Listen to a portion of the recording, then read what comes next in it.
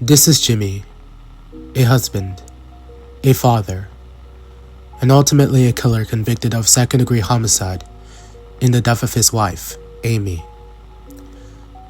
What you're about to see is body cam footage from the night Amy was found unresponsive on their basement floor. But pay attention, because sometimes the most telling moments aren't what someone does, it's what they don't do.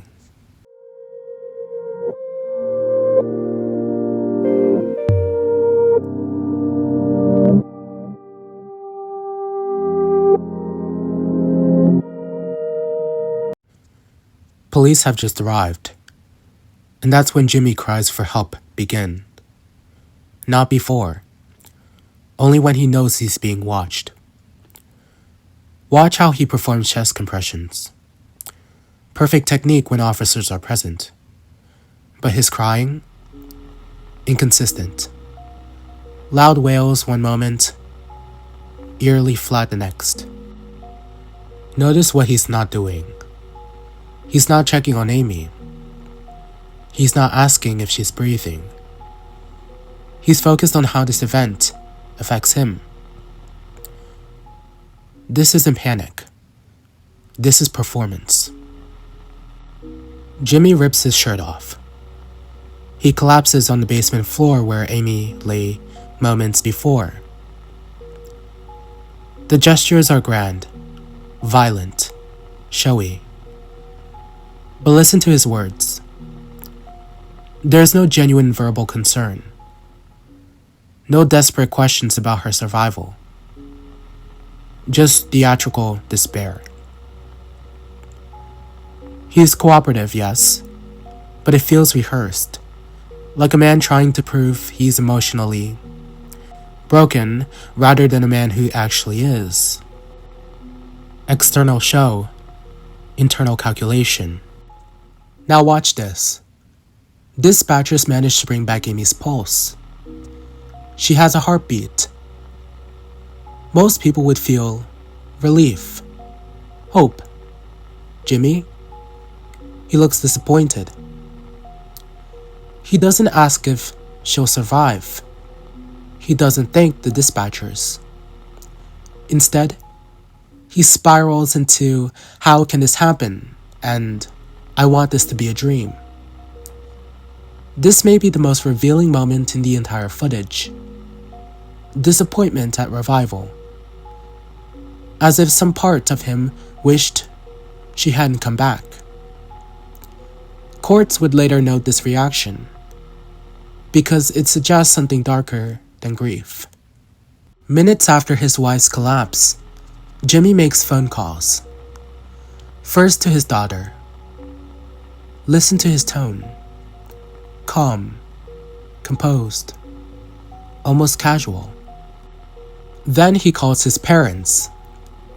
Suddenly he's back to the emotional wreck. Loud, distraught, uncontrollable. He can switch his emotional state, like flipping a light switch. Detectives notice this too. One moment he's violent and sobbing. The next, eerily silent, cooperative. This isn't trauma. This is control. Different audiences get different versions of Jimmy. Each one carefully calibrated. And there's something else. He calls his daughter, his parents. But Amy's parents never mentioned. To understand what happened that night, you have to understand who Jimmy was. Jimmy needed control. He tracked Amy's location, monitored every aspect of her life, and the lives of those around him. It looked like care, like protection, but isolation patterns emerged. Amy had very few social outlets beyond family. That may have been by design. Jimmy presented an ideal life, perfect family, perfect image, But beneath the surface, insecurity, jealousy, a need for dominance disguised as love. Amy seemed fine to outsiders.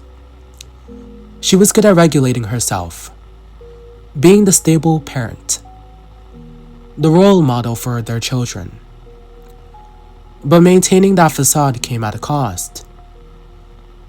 She found emotional support elsewhere. A man named George, not just an affair, a survival mechanism, a way to cope with the dysfunction she'd normalized at home. Public perfection, private reality. The gap between the two was growing.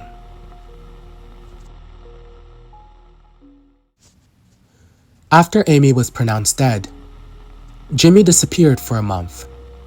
He and his daughter Ashley moved in with his parents. Avoidance? Guilt? Or was it control? Was it removing his daughter from scrutiny? Or was it maintaining his narrative? The court didn't buy it.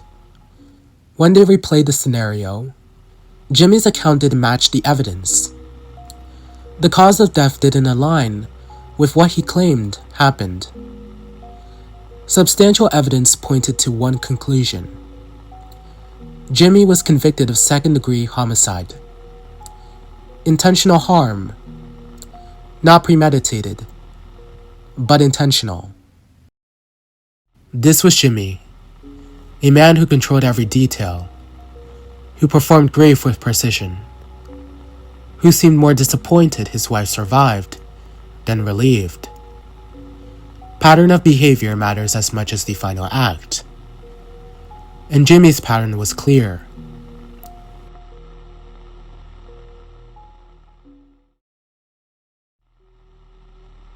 But what do you think? Is this someone consumed by guilt, or someone who never felt it at all?